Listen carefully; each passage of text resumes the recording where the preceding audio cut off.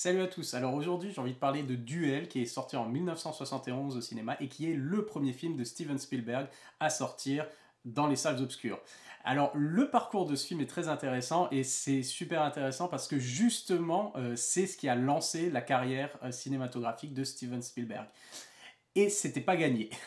Et pour ça, alors il faut retourner un petit peu en arrière, il faut se replonger dans la fin des années 60, début des années 70, en 1970 d'ailleurs, où Steven Spielberg, en fait, un jeune de 22-24 ans, qui est sous contrat quand même déjà chez Universal, mais qui pour l'instant ne fait que réaliser des séries, des épisodes de séries, des téléfilms, des productions de commande finalement. Hein. Il est sous contrat, donc il est employé chez Universal et il fait que réaliser des choses pour la télévision du coup. Et lui, c'est pas ce qui le passionne le plus, lui, il voulait absolument aller vers le cinéma, mais il n'arrive pas à trouver, alors peut-être pas le scénario qu'il veut, ou en tout cas il n'arrive pas à convaincre les gens de mettre l'argent pour pouvoir mettre en scène ses scénarios. Du coup, il réfléchit à comment il pourrait faire tout ça. Et en attendant, il faut bien manger et il faut bien travailler. Et du coup, il fait des épisodes de séries télé. Il y a une série télé qui est intéressante par rapport à ça, c'est qu'il a réalisé finalement le premier épisode diffusé. Alors, c'est pas forcément le pilote, mais c'était le premier épisode diffusé de la série Columbo. Donc, en guise quand même de pilote, on a Steven Spielberg, le jeune Steven Spielberg, à qui on a confié la réalisation du premier épisode d'une certaine manière de la série. Et on voit déjà dans l'épisode de Columbo des choses très intéressantes.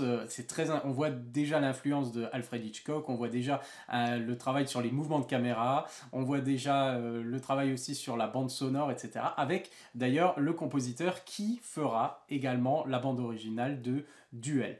Donc il y a déjà des choses très intéressantes. Si vous n'avez pas vu le premier épisode de Columbo réalisé par Steven Spielberg, je vous le conseille parce que c'est déjà pas mal, c'est déjà intéressant. Et du coup, à partir de là, en fait, on peut déjà dire qu'il a réalisé un téléfilm, parce que cet épisode est assez long quand même. Hein, c'est des épisodes de 50 minutes, voire un peu plus, peut-être même 1 heure, je ne sais plus exactement. En tout cas, il est pas mal, hein, c'est pas non plus... c'est du Columbo, c'est type Agatha Christie, et voilà. Donc, c'est plutôt pas mal. Et après ça, en fait, il était du coup toujours à la recherche de ce projet qui pourrait le mener vers le cinéma. Mais il perdait un peu patience. Parce que pour lui, d'après les interviews qu'il a données, même si alors il a bien aimé travailler pour la télévision parce que ça lui a donné des bases, il a appris beaucoup de choses à travers ça. Il était quand même frustré par le côté, voilà, c'est un boulot, il ne retrouvait pas la passion qu'il avait quand il faisait lui ses propres courts-métrages quand il était môme. Et du coup, il avait l'impression que c'était vraiment alimentaire et que ça lui plaisait pas tant que ça, même parce qu'il avait toujours quelqu'un au-dessus de lui pour lui dire non, ça tu fais pas comme ça tu fais comme ça, là il faudra raccourcir, supprimer cette scène, etc. Donc il avait trop de notes, on va dire, de production, des studios, etc. pour vraiment apprécier, être l'auteur vraiment d'une œuvre. Et un jour, son assistant découvre la nouvelle qui paraissait à l'époque dans Playboy de Richard Matheson qui est finalement Duel sur l'histoire de ce gars qui prend la route et qui se fait on va dire, harceler par un camion sur la route et qui le met en danger. Et c'est super. Il y a beaucoup de suspense, de choses comme ça. Et Spielberg, il lit ça et il adore l'histoire. Et en fait, il se rend compte que le scénario a déjà été commandé par quelqu'un et par un studio. Je me demande si c'est pas Universal, je ne sais plus exactement. Et que Richard Matheson, l'auteur de la nouvelle, a également commencé à écrire. Il y a un script. Et du coup, Spielberg, il se dit, ah, c'est l'opportunité de réaliser quelque chose d'intéressant parce que c'était pour, pas une série télé cette fois, mais pour le film de la semaine. Movie of the Week, c'est quelque chose, c'est tous les samedis soirs, il y avait le film de la semaine. Et c'était un peu un événement parce qu'à l'époque, il n'y avait pas beaucoup de chaînes télévisées, il n'y en avait que 3 principales. Et du coup, ça faisait pas mal d'audience. Donc si on faisait de la bonne audience sur ce créneau-là, c'était déjà une sacrée réussite. Et du coup, il a obtenu de pouvoir réaliser le film Duel, et c'est comme ça que ça a commencé. Le Duel a eu du succès, puis le soir, en termes d'audience, et du coup, en fait, ça a intéressé les Européens, sauf que si vous voulez sortir le film au cinéma en Europe, il fallait que le film dure à peu près 1h30, mais il faisait moins, et du coup, comme c'était un téléfilm, et du coup, ils ont tourné, ils ont remis un peu de budget pour tourner des scènes supplémentaires, certaines qui n'étaient pas forcément du goût de Steven Spielberg non plus, mais bon, tout ça s'est inclus et ça a fini par le résultat qu'on a aujourd'hui, le film Duel. Et donc c'est intéressant parce que Steven Spielberg a finalement commencé par la télé, puisque c'est le dernier, on va dire, c'est le dernier, peut-être le dernier téléfilm qu'il fera. Et en même temps, c'est le premier film cinéma, la première œuvre cinématographique qu'il fait également. Donc c'est vraiment son point de départ, le point de départ de sa carrière cinématographique. Et pour plusieurs raisons, ce film est très intéressant à analyser, à étudier.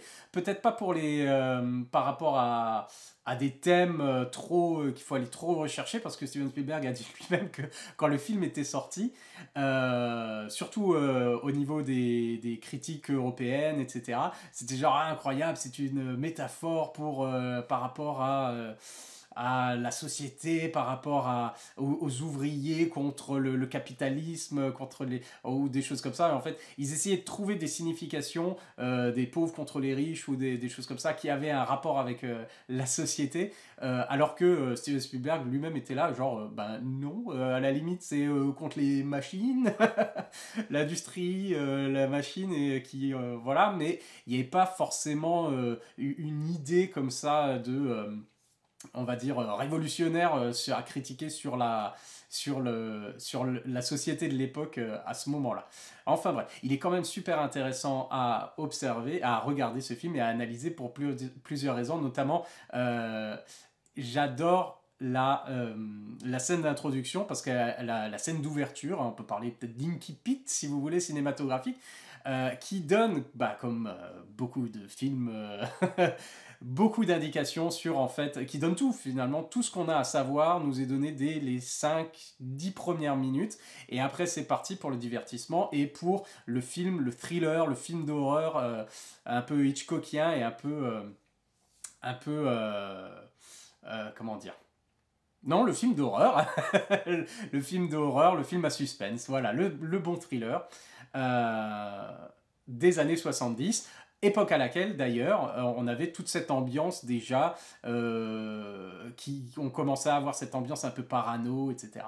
Et le film est très inspiré d'ailleurs également, on voit l'inspiration que la nouvelle vague en France a eue sur Steven Spielberg, parce que c'est un film qu'il a voulu dès qu'il a eu ses premiers rendez-vous de production pour le budget, etc., il a dit, ce film-là, je veux le tourner, il ne sera pas tourné en studio, il sera tourné entièrement dans des décors réels, sur une vraie route, avec voilà, des véhicules, et pas avec des trucs qui défilent à l'arrière, etc., etc.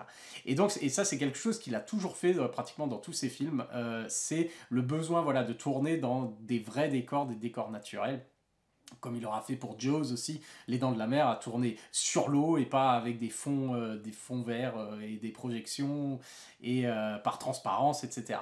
Donc il voulait absolument tourner le film, et c'est vrai que ça fait toute la différence, parce que ça fait forcément vrai, réel et vécu, et les cascades sont très bien faites, d'ailleurs pour l'époque c'est très bien, et par rapport au budget qu'il avait. Il a vraiment mis à profit tout ce qu'il avait comme budget, tout ce qu'il pouvait faire. Et donc, je vais commencer donc par parler, maintenant qu'on a vu un peu le contexte du film, je vais commencer à parler un petit peu de ce que j'aime bien justement sur cette scène d'ouverture. Alors, la scène d'ouverture est très intéressante parce qu'en fait, elle commence, alors écran noir, on est où, je sais pas, mais en tout cas, il y a un son déjà, et c'est le démarrage du moteur. Et là, c'est vraiment... Alors, c'est marrant pour nous, en fait, en français, bien sûr, parce que c'est moteur, action, ce qu'on dit en français quand on lance justement quand on tourne un film. Et là c'est vraiment ça, j'ai envie de dire, un moteur, ça démarre et action, et le film commence comme ça. Donc c'est super intéressant, avec une machine qui se met en route déjà, et on voit que c'est en fait la vue du véhicule qui fait une marche arrière, et on sort d'un garage en fait, et après la voiture part, et puis on est sur différentes routes, et en fait on nous place déjà directement en fait le cadre en fait du film où on part de cette maison de banlieue, voilà, classe moyenne, ce genre de quartier où toutes les maisons se ressemblent un petit peu.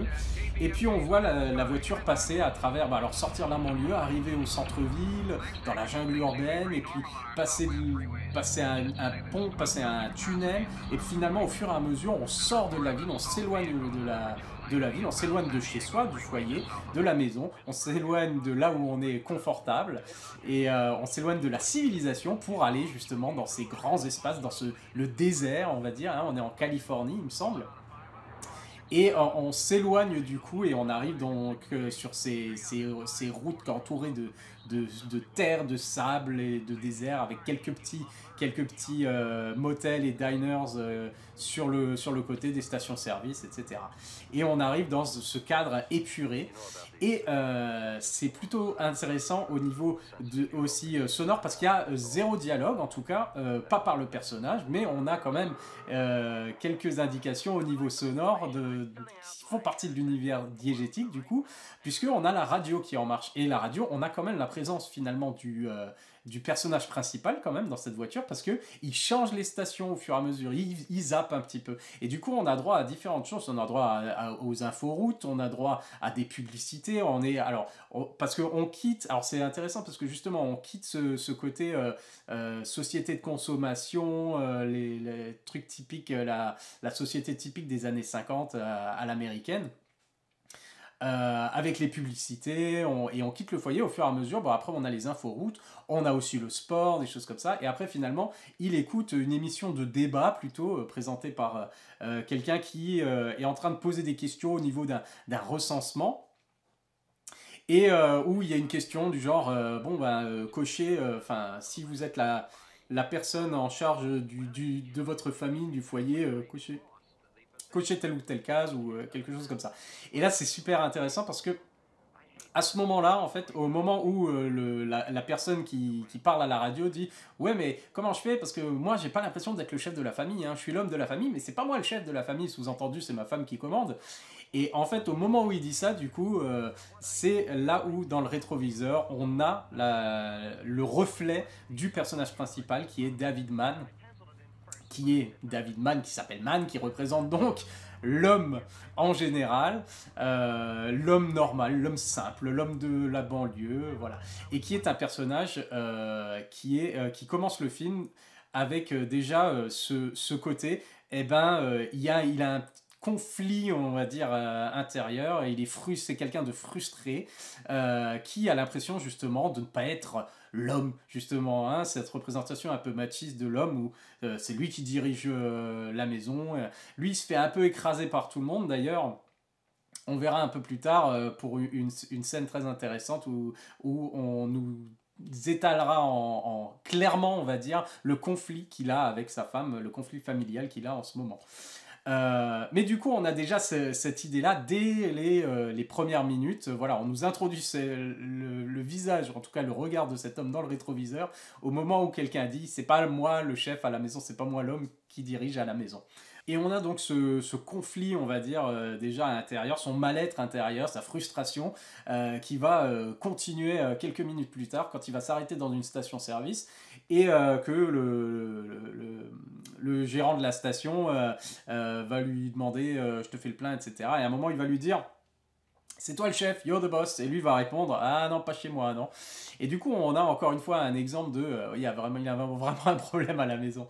Puis après, il va passer un coup de fil à sa femme justement pour essayer de voir où en est la situation, est-ce qu'il peut se racheter ou s'expliquer en tout cas. Et on va comprendre pourquoi aussi il y a ce conflit avec sa femme. Et ce qui est intéressant, c'est pareil, quand il va pour téléphoner, il va se prendre une position un peu de cow-boy comme ça, en mettant sa jambe sur un petit muret. Et là, directement, en fait, il y a une femme qui arrive pour faire sa lessive et c'est genre, enlève ta jambe de là, quoi, tu te prends pour qui? Dégage. Donc, tâche, encore une fois cassé. Il se met du coup contre le mur et puis il commence à parler avec sa femme. Et là, c'est pas mal puisque on voit que la femme qui s'occupe pendant qu'il est au téléphone du coup avec sa femme, on voit que la femme qui s'occupe de sa lessive a ouvert la porte et la porte en fait est on va dire en amorce devant le personnage et l'encercle carrément. Il a l'impression d'être finalement dans une cage, d'être enfermé dans ce symbole finalement de la société de consommation de l'époque, du foyer de l'époque, comme s'il était enfermé par quelque chose qui pour lui représente peut-être justement la femme au foyer. Et lui est coincé là dans cette image, dans cette cage s'il veut. Et avec la femme qui devant en fait continue de faire ses affaires. Donc on voit passer le bras de la femme devant, etc. Et lui qui est vraiment tout petit et contre le mur et complètement insignifiant limite à l'image, pendant qu'il est en train d'appeler sa femme. Et on voit qu'il en a un peu gros sur la patate finalement, parce que il essaie de justifier son comportement de la veille. Et en fait, on apprend par la conversation que ils étaient à une soirée, puis il y a quelqu'un qui a fait des avances à sa femme, qui a dragué fortement sa femme. On parle même de limite violée, hein, la femme dit au téléphone, et que lui n'a pas réagi. Donc on nous construit vraiment ce personnage de David Mann comme quelqu'un de voilà qui s'écrase, qui est faible, qui est complètement émasculé, et qui n'a rien du tout. Et lui, forcément, simple vendeur qui va à son rendez-vous, il a ça en tête. Et tout ce conflit-là, finalement de cet incident avec sa femme, qu'il n'est pas capable en fait on va dire il n'est pas capable de défendre l'honneur de sa femme. Tout cet incident et finalement ce qu'on a compris sur lui par rapport à son ressenti, sa situation familiale, sa relation avec sa femme, tout ce ressenti-là va être finalement personnifié, tout ce mal-être va être personnifié par ce qui va se passer ensuite avec le camion. On va voir vraiment son conflit matérialisé pour le reste du film et comment il va enfin gérer sa crise, sa crise intérieure, et comment ce qui va lui arriver en fait va peut-être lui faire prendre conscience qu'il est capable quand même de faire quelque chose et qu'il doit pas toujours s'écraser ou être si lâche et faible. Et voilà. Du coup, on a les bases à partir de là de la caractérisation du personnage de David Mann. Encore, par rapport à son nom, bien entendu, David, ça fait vachement penser, puisqu'on part dans un thriller, un film d'horreur, où il doit affronter quelque chose qui le dépasse. C'est un gars normal, il doit affronter comme un monstre. Et du coup, on a avec le prénom David, on pense automatiquement, j'imagine, à David et Goliath. Et alors, c'est peut-être pour ça que Richard Matheson, du coup, l'auteur, a décidé de l'appeler comme ça. Ça, c'est une interprétation, du coup, qu'on peut avoir par rapport au film, par rapport au prénom du personnage. Et donc, cet homme donc, qui est frustré va être poussé à bout pendant le film par ce chauffeur de camion et va enfin faire preuve de courage. Alors, se mêler avec du désespoir parce qu'il est vraiment à bout finalement, mais c'est le conflit qui va l'animer pendant tout le film. Ce qui est intéressant aussi dans cette scène, c'est quand on prend le film finalement dans son ensemble, c'est la seule scène où on coupe pour aller voir ce qui se passe ailleurs. Et c'est un peu dommage du coup, parce que ça aurait été, quand on regarde l'ensemble du film, tout est contenu en fait, tout se passe soit dans la voiture, sur la route, on va pas voir ailleurs justement. Et c'est un peu contradictoire avec le début du film justement, où on est sorti de ce garage et du foyer, etc., pour faire une coupure, pour y retourner. Ça sort un petit peu. Et on se dit que finalement le résultat aurait été le même au niveau de la caractérisation du personnage, au niveau de qu'on nous explique son conflit, etc. Ça aurait été pareil si on avait eu simplement la voix de la femme au téléphone et pas forcément justement cette coupure pour aller à la scène pour montrer les enfants, la femme à la maison, etc.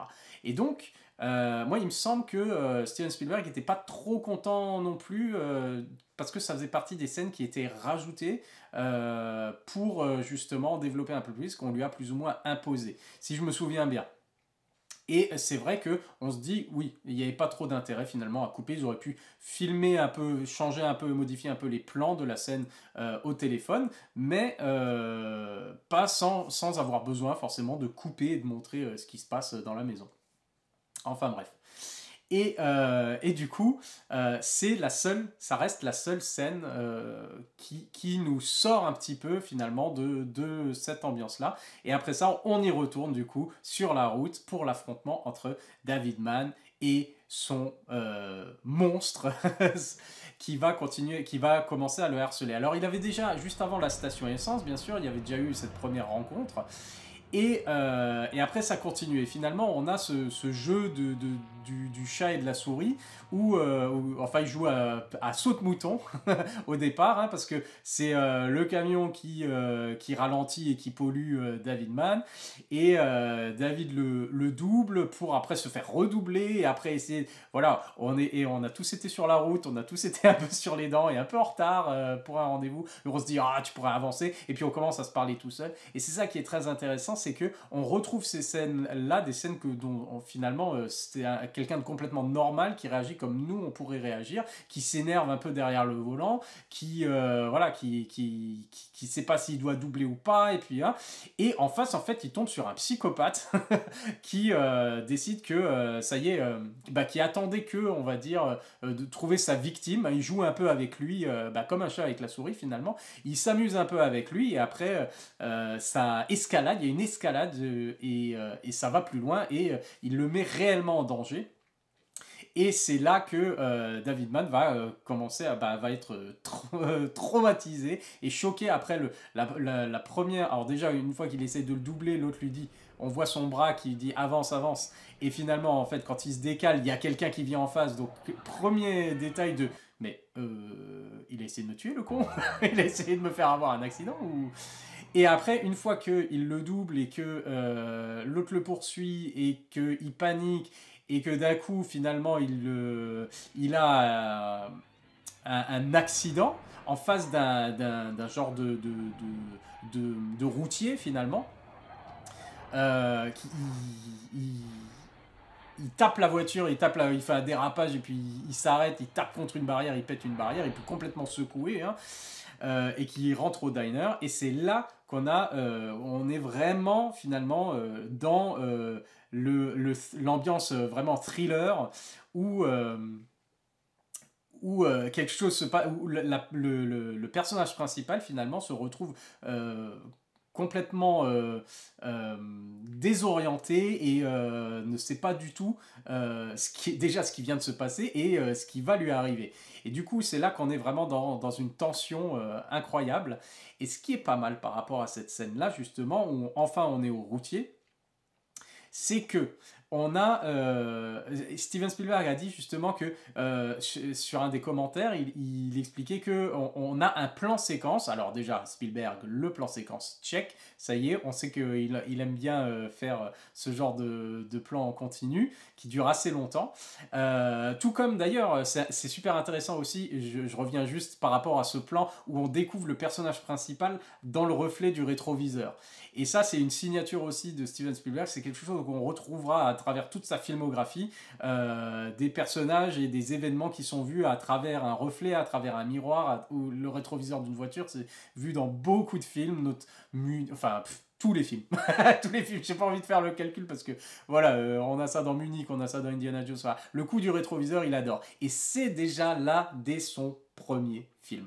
Et donc ça, c'est intéressant. Et pareil. Du coup, on arrive dans ce routier finalement avec David Mann complètement en sueur, complètement dépassé par les événements. Genre, on vient d'essayer de me tuer, quoi. Qu'est-ce que je fais maintenant? Et il a besoin de se remettre de ça. Alors bien sûr, il va au routier, il va direction les toilettes pour se rafraîchir un petit peu. Et on a la caméra qui le suit, et la caméra, c'est caméra à l'épaule.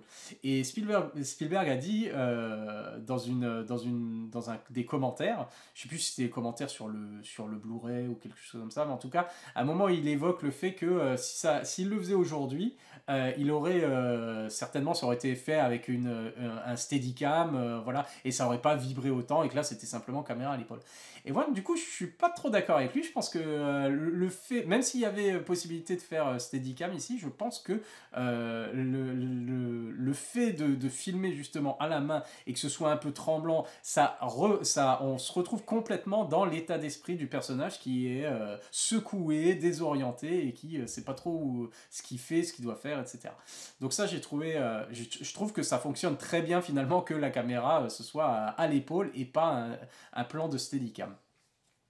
Et donc on se retrouve vraiment avec le personnage. Alors déjà, on a pendant tout le film cette on va dire, opposition entre, et ce paradoxe finalement, entre des plans larges, des grands espaces, la route à l'américaine, de la voiture voilà, qui parcourt la route dans le désert, et ces grandes étendues voilà, qui sont accentuées justement par ces plans larges, et qui sont mis en opposition avec ces plans rapprochés et avec les longues focales qui montrent la personne dans la voiture. Et il utilise aussi des grands angles dans la voiture. On a du fisheye où on filme vraiment très proche du personnage, et on a cette impression un peu de déformé et qui rajoute un peu au malaise et à l'ambiance pesante et à la situation complètement surréaliste dans laquelle se trouve le personnage.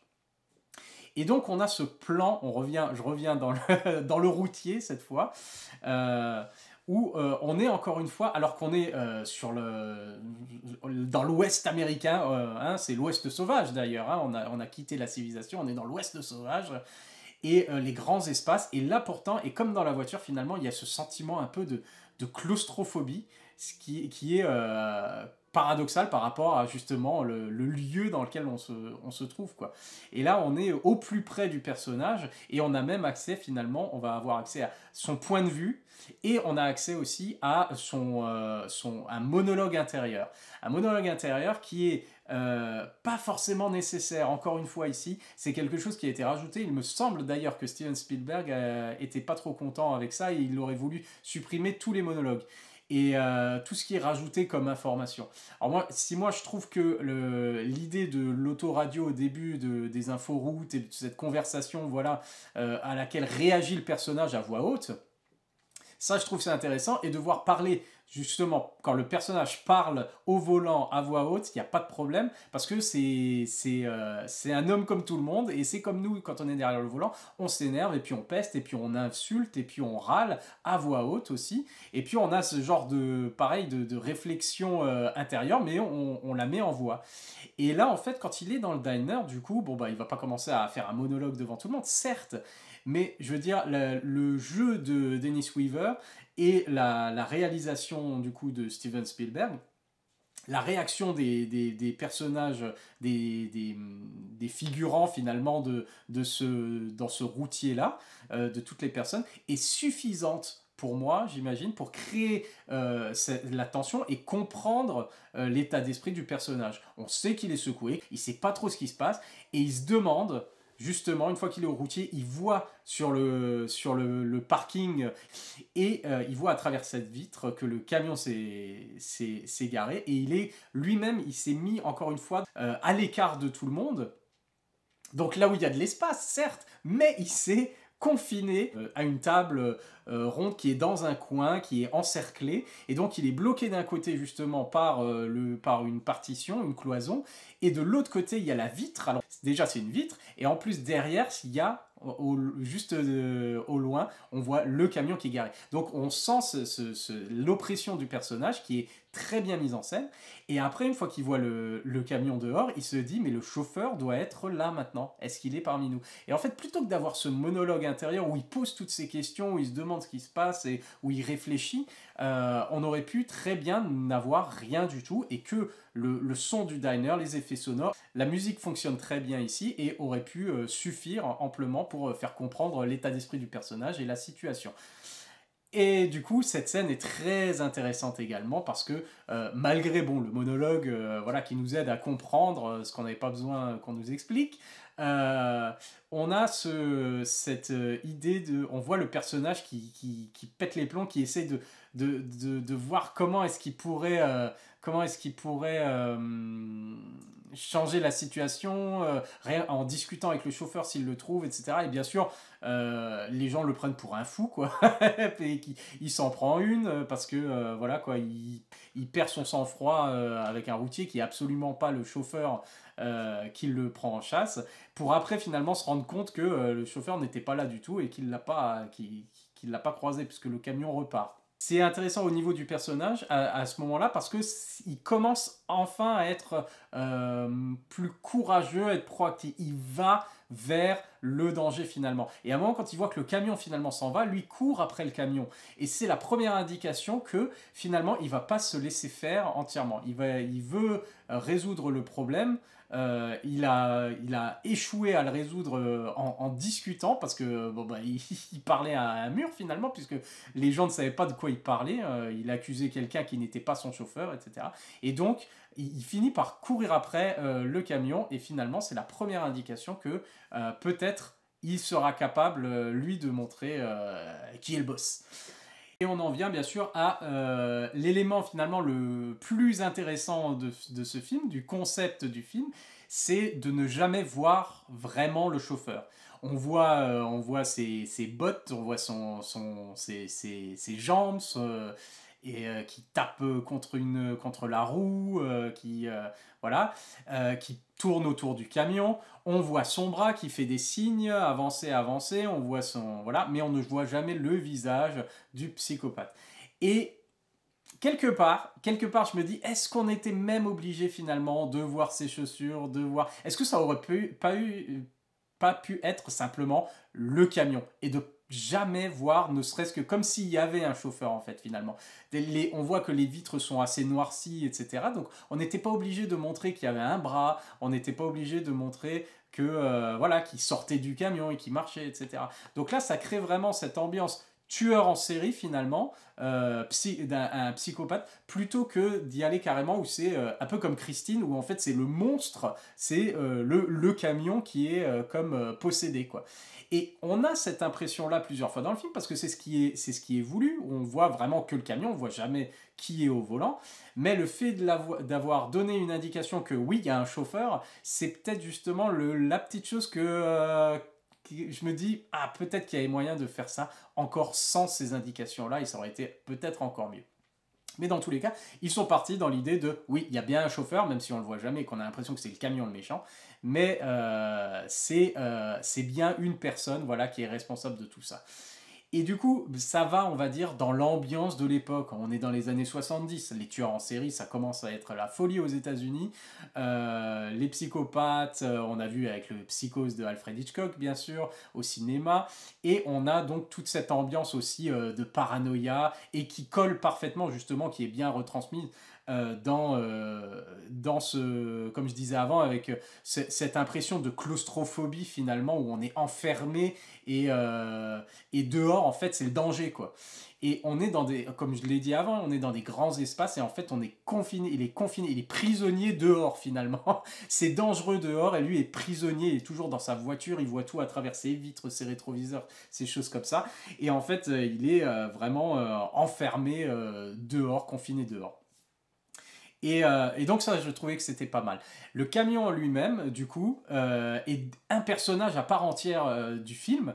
Et on voit qu'il a été justement choisi pour son apparence, on va dire. Voilà, c'est un camion qui a roulé sur plusieurs routes, il est complètement dégueulasse, il suinte d'huile et voilà, peut-être du sang de ses victimes, mais il est absolument dégueulasse le camion, et puis on voit la fumée noire, bien entendu, qui sort de là, et les vitres qui sont dégueulasses. Et ça lui fait bien, on voit bien que le visage a une gueule en fait, il a des yeux, il a un museau, c'est comme finalement c'est comme un prédateur, quoi, c'est comme le loup, c'est énorme, c'est comme Godzilla. Je crois que d'ailleurs Spielberg parle de la comparaison justement avec Godzilla au niveau du côté monstrueux. Et on sent qu'il a comme ce museau, voilà, et cette gueule. Et il y a un détail qui est super intéressant, et ça je l'avais pas vu, je l'avais pas remarqué avant de revoir le film récemment finalement. C'est quand on regarde le camion, en fait, plusieurs fois on le voit en gros plan qui arrive, qui s'avance, et quand il va cogner à l'arrière de la voiture de David Mann, on voit qu'il y a plusieurs plaques d'immatriculation de différents états. Comme si en fait, ça nous montre que il a vécu, et peut-être que justement c'est les plaques d'immatriculation de toutes les victimes, en fait, de ces différentes victimes dans différents états, quoi. Et que éventuellement il finira par avoir la plaque d'immatriculation de David Mann. En tout cas, il fait tout pour, on a l'impression, puisqu'il met vraiment le personnage principal en danger. Il le pourchasse véritablement. Et c'est super bien fait, on va dire, au niveau du choix des plans et du choix pour montrer la vitesse. On a des scènes justement de course-poursuite dans ce film qui montrent déjà les qualités de Steven Spielberg en tant que réalisateur de scènes d'action. Et pour ce faire, en fait, il avait créé on va dire tout le mur de sa chambre d'hôtel, là où il préparait justement le film, voilà, parce qu'ils étaient sur une portion de route. Et, et il a fait tout le parcours, en gros, de la portion de route que eux avaient, et situé dessus, en fait, c'était en guise, il expliquait que c'était en guise de storyboard, finalement, il n'avait pas storyboardé le film plus que ça, mais il avait ça pour voir où se passait chaque scène, en fait, par rapport à ses besoins, et où placer ses caméras, en fait. Comme il filmait avec plusieurs caméras pour être sûr d'avoir ce qu'il voulait rapidement, parce que le tournage était très court, pour être sûr d'avoir les plans qu'il voulait, plusieurs possibilités, on va dire, de points de vue. Il avait plusieurs caméras, et donc, grâce à ce plan, justement, de son tronçon de route, qui parcourait toute sa chambre d'hôtel, sur un grand papier, il pouvait mettre où il pensait, les mouvements des voitures, le sens de la route, et également du coup où placer ses caméras et quel plan il allait faire. Et donc ça, c'est super intéressant de voir comment il s'est organisé pour rendre ces plans-là. Pour revenir au camion, on a donc cette image de monstre finalement qui poursuit, c'est David et Goliath, hein, comme j'ai dit, ce Goliath qui poursuit David finalement, et qui semble inarrêtable, et qui arrive même à rattraper la voiture, qui a vraiment une puissance, on va dire, pas, enfin, c'est pas une puissance surhumaine, mais normalement ce camion-là n'est pas dans l'état où il est, et puis l'âge qu'il a, il n'est pas censé pouvoir rattraper la voiture la voiture du personnage principal, et pourtant c'est le cas. Donc on a cet aspect-là aussi un peu, c'est pas comme s'il avait un super pouvoir ou quelque chose comme ça, mais limite quoi. C'est vraiment les éléments dont sont faits les films de monstres, hein, qui ont des capacités qui dépassent finalement ce à quoi on s'attend, et qui dépassent un peu la réalité.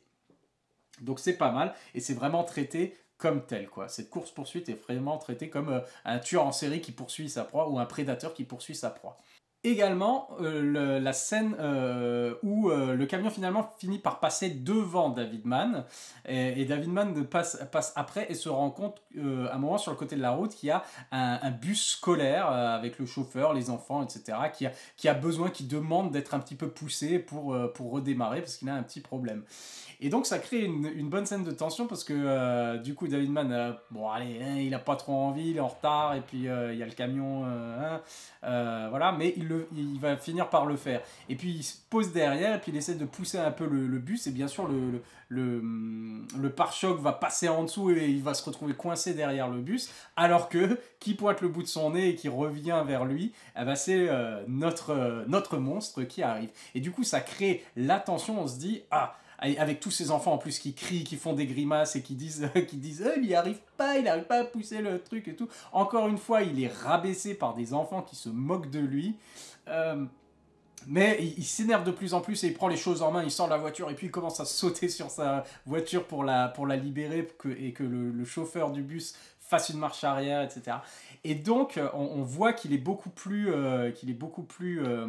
on va dire, proactif pour régler les problèmes, parce que voilà, il redémarre en trombe, et en fait on a une scène intéressante où le camion finalement est en train de revenir, il passe derrière et il pousse le bus scolaire, et il les aide à redémarrer, et rien ne se passe. Et on aurait pu se dire, bon, qu'est-ce qu'il va faire à ses enfants, à ce bus, etc. Et non, il fait comme si, bah non, je suis un bon gars, moi, je suis un bon gars, j'aide. Et puis voilà, donc c'est pas mal, et c'est encore une scène qui est pleine de suspense. Et il me semble d'ailleurs que c'est parmi les scènes qui ont été rajoutées justement pour augmenter la durée du film, pour en faire un film qui puisse sortir au cinéma. Et je trouve que cette scène, pour le coup, est très réussie, justement. Et on a déjà cette idée, pareil, référence filmographie de Steven Spielberg, l'enfance en danger. L'enfance en danger, voilà, où on se dit, ouais, il pourrait, le camion, vu que c'est un psychopathe, il pourrait arriver finalement et pousser le truc au-delà d'un ravin ou quelque chose comme ça, et puis faire du mal aux enfants. Finalement, non, il joue le bon gars, parce que non, il a une victime en tête, et c'est David Mann, ce sera pas... voilà, il aime le challenge, et c'est ça aussi le côté, c'est le challenge qu'il a avec David Mann. Il a été, ben voilà, l'autre a relevé le challenge, le duel, hein, c'est les autres proies qui auraient pu être beaucoup plus faciles, ça ne l'intéresse pas, lui, il veut la voiture rouge, et c'est comme justement, comme je disais, c'est représenté comme un monstre. C'est intéressant de voir que justement David Mann, sa voiture est rouge. Alors c'était pour les besoins, pour la faire vraiment ressortir justement dans ses plans, dans le sable, etc. Il fallait une couleur qui pétait, qui ressorte un peu du décor justement. Mais du coup ça fait également, avec ce monstre qui charge derrière, ça fait un peu le taureau et puis qui fonce vers la cape rouge pour essayer de la voir. Et l'autre qui essaye de l'éviter à chaque fois. Et ça fait très corrida finalement. Intéressant aussi de voir par rapport à la scène des enfants que tout ça n'est pas dénué d'humour. Parce qu'avec les enfants qui font les grimaces, qui se moquent de lui, etc., on peut ricaner nerveusement pour lui par rapport à cette scène. Et également, il y a un élément qui est très important, c'est le fusil de Tchekhov finalement. Hein, c'est la règle. Hein. Si on vous montre quelque chose, ce sera utilisé plus tard. Et quand il est dès la première scène, justement, à la station-service, où le gérant, en fait, lui propose de faire le plein, etc. Et puis il regarde sous le capot, il dit « vous auriez besoin de changer le tuyau du radiateur ou quelque chose ?» Il fait « ouais, on m'a déjà dit ça, ouais, allez, qu'est-ce que tu essayes de me vendre et tout, je suis pas là pour me faire arnaquer. » Et bien sûr, ça revient à la fin puisque le tuyau du radiateur lâche et que lui était tellement voilà, non, je gère, tu crois que tu vas m'avoir, écoute, je suis pas né de la dernière pluie, on me la fait pas à moi, les garagistes qui arnaquent, etc. Et ben en fait, il a eu tort parce qu'il devait changer vraiment ce tuyau de radiateur et il pète à la fin justement et ça crée vraiment cette ironie. Du coup, on peut pas s'empêcher de sourire quand ça arrive et qu'il le dit lui-même. Oh, le tuyau du radiateur, merde. Et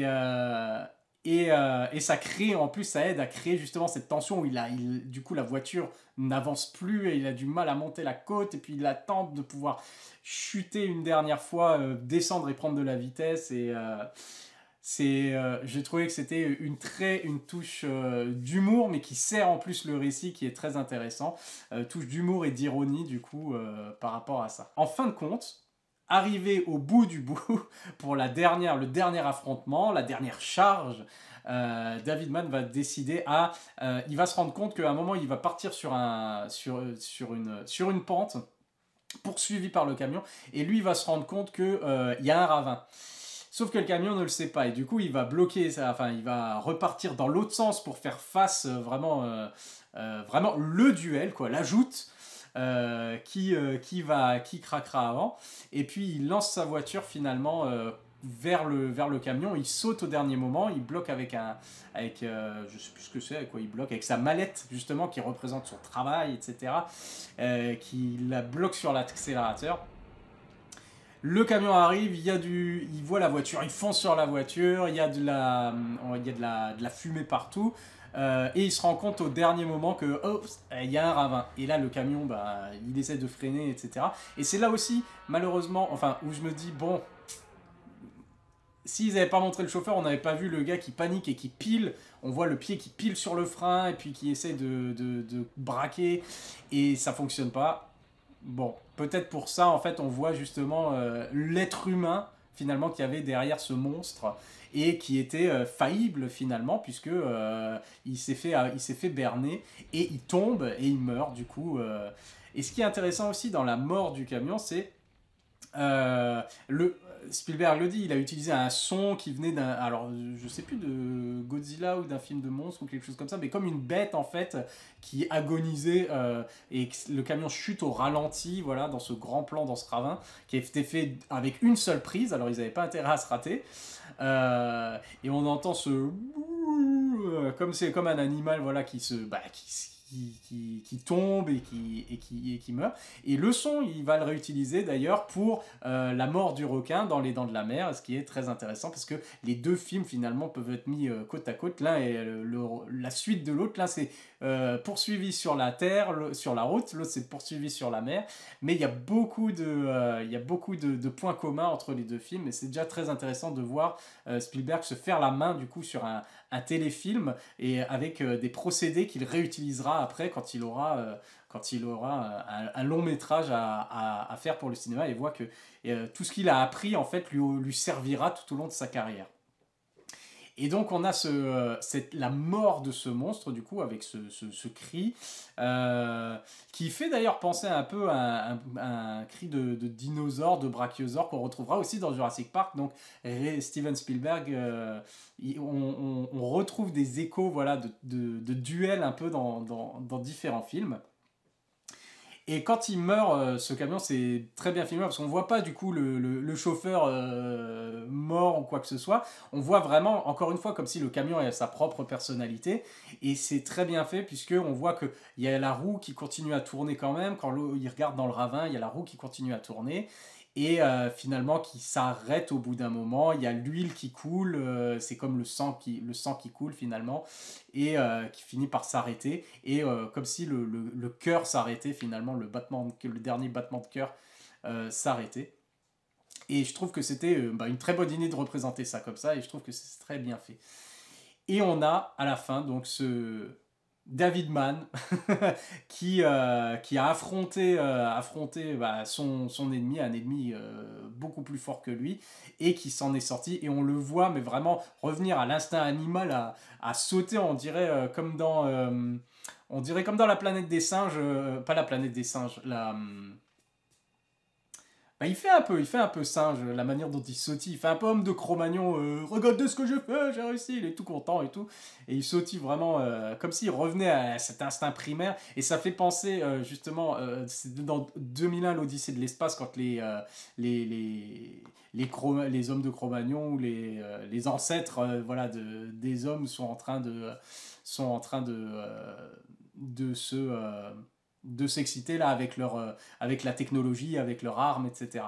Et là, du coup, ça faisait un peu penser à ça. Je sais pas si c'était voulu, mais en tout cas, moi, ça fait penser à ça. Où le gars retourne à son instinct primaire de j'ai vaincu un animal, quoi, comme un chasseur de l'époque. Ce que j'apprécie aussi, c'est dans cette mort du camion qui s'arrête au fur et à mesure, comme si tous ses organes finissaient par s'arrêter au fur et à mesure.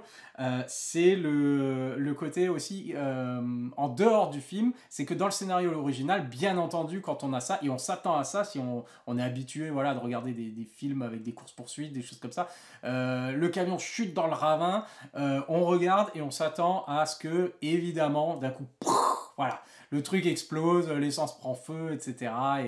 Et on a une explosion finale pour le climax voilà, du film, pour la dernière scène, quelque chose d'un peu spectaculaire. Et en fait, Steven Spielberg a refusé ça. Il disait ah, je veux changer ça, c'est moi le réalisateur, j'aimerais bien. Et il a préféré justement faire, plutôt qu'une grosse explosion, faire cet aspect voilà, de la bête qui est mortellement touchée et qui finit par. Qui finit par s'éteindre et dont tous les organes, on va dire, finissent par lâcher au fur et à mesure jusqu'au silence total. Et du coup, il n'y a pas cette grosse explosion qui aurait été très cliché finalement, stéréotypée. Comme on peut voir dans beaucoup de films, et il a préféré se montrer ça comme ça pour aller davantage et confirmer, continuer de filer cette métaphore de la bête qui poursuivait l'homme. Voilà. Mais bien entendu, il se rattrapera plus tard, puisque dans Jaws, il pourra se faire plaisir, il se fera quand même plaisir, et il fera péter son requin. Donc voilà, il l'a pas fait pour ce film-là parce que ça se prêtait pas à ça, mais il va pas se retenir pour faire exploser le requin à la fin de Jaws, ce qui est plutôt ironique compte tenu de ce qui se passe à la fin de Duel. Et puis voilà, et puis après on le retrouve finalement. J'aime bien ce plan final qui est assez intéressant parce que après avoir sautillé là, de manière un peu ridicule, il se retrouve assis finalement et très très, on va dire, avec ce regard un peu dans le vide, et en train de jeter un petit peu des cailloux, être assis comme ça au bord du ravin, le soleil couchant, etc. Et on voit qu'il est encore finalement secoué par ça, et sûrement en train de se refaire le film de tout ce qui s'est passé, comment j'en suis arrivé là, quoi. Comment j'en suis arrivé, j'ai tué quelqu'un finalement, j'ai survécu, et peut-être en train de se poser la question, mais pourquoi il a fait ça? Pourquoi des gens comme ça existent peut-être? Et donc voilà, le film se finit là-dessus, et j'ai trouvé ça une touche intéressante, plutôt que de montrer justement le guerrier qui est là, yeah, qui lève son poing en l'air et qui fin du film. Non, c'est bien de montrer justement, c'est l'être humain finalement, on revient à ça, où c'est un homme simple à qui vient d'arriver une histoire incroyable. Il vient d'être pourchassé, il vient de risquer sa vie, etc. Il a vaincu, mais il reste traumatisé.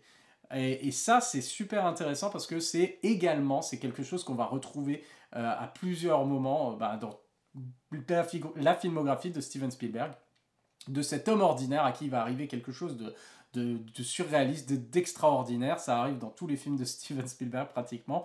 Et on garde le côté justement être humain de tous les monsieur tout le monde, de tous les jours, normal, à qui il est arrivé ça, et les conséquences de ça. Et le traumatisme, c'est quelque chose qui est aussi beaucoup traité dans sa filmographie, du coup, qu'on retrouvera dès son prochain film, qu'on retrouvera dans Les Dents de la Mer, avec chaque personnage finalement est traumatisé de quelque chose. On a le personnage principal, et justement ça fait écho à Duel finalement, puisque ils ont chacun quelque chose à prouver dans cette chasse aux requins, finalement quelque chose à réaliser par rapport à leur développement personnel, quoi. Que ce soit Brody qui a peur de l'eau finalement, et qui est pourtant le chef de la police, qui doit défendre sa communauté, sa ville, et ses enfants qui vivent là aussi.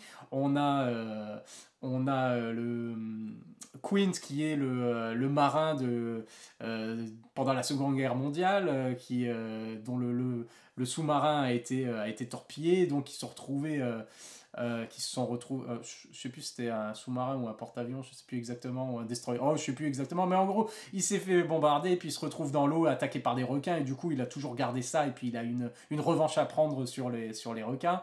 Et que ce soit Hooper, le troisième personnage, du coup, qui est, lui, traumatisé depuis l'enfance d'avoir eu une attaque de requins alors qu'il était sur sa barque, et du coup, il est devenu obsédé par les requins, et puis ça l'a mené à se lancer, à devenir océanologue, et à se lancer dans cette aventure. Et donc on retrouve cet aspect-là justement et d'une force. Pareil, le requin, c'est pas un requin normal, c'est un super requin, quoi. Et on retrouve ces différents éléments de le camion aux propriétés voilà, qui est un peu plus qu'un simple camion, le requin qui est un peu plus qu'un simple requin, et ces gars normaux qui ont subi justement un traumatisme, et qui doivent réussir à surmonter cette épreuve, et qu'on a aussi cette course-poursuite, ou ce jeu de chat du jeu du chat et de la souris, ou de saute-mouton, où l'un en fait le chasseur devient la proie, et inversement, pendant les différentes étapes du film. Donc voilà, les éléments qu'on peut retrouver du coup de Duel à travers la filmographie de Steven Spielberg, hein, que ce soit, hein, comme je l'avais dit, l'utilisation des reflets, que ce soit les thématiques dont on vient de parler. C'est quelque chose de... Et toujours c'est l'humain au centre finalement, et qui va, à travers l'épreuve qu'il vit, vivre un développement personnel. Voilà. C'est tout pour Duel. Je crois que je suis arrivé au bout. Le film passe toujours très bien. Il fait 1h30 du coup. Et il est super intéressant de voir, voilà, par rapport aux plans qui sont choisis, la manière de représenter la vitesse, la manière de représenter justement la tension, le suspense, la paranoïa, et ce combat justement contre un monstre de fer absolument horrible, qui finit heureusement bien cette fois, mais qui aurait pu finir très mal. Je le trouve intéressant autant pour la manière dont ça a été fait, on va dire, le making-of, pour ce que ça représente dans la carrière de Steven Spielberg. Hein. C'est vraiment le lien entre... C'est la fin de sa carrière à la télévision, c'est le début de sa carrière au cinéma. Et donc c'est vraiment un film très important et très intéressant de voir ce qu'on retrouve du coup déjà de Steven Spielberg dans son premier long métrage de cinéma. Voilà. Alors la prochaine fois, éventuellement, je vais continuer avec la filmographie de Steven Spielberg, ça va être intéressant. On va s'intéresser à Sugarland Express, qui est son premier film de studio. Là, il n'était pas question que ce soit un téléfilm, c'est vraiment, ça y est, il arrive à avoir un scénario et du budget pour réaliser son premier film de cinéma. À voir donc Sugarland Express pour la prochaine. Allez, bye.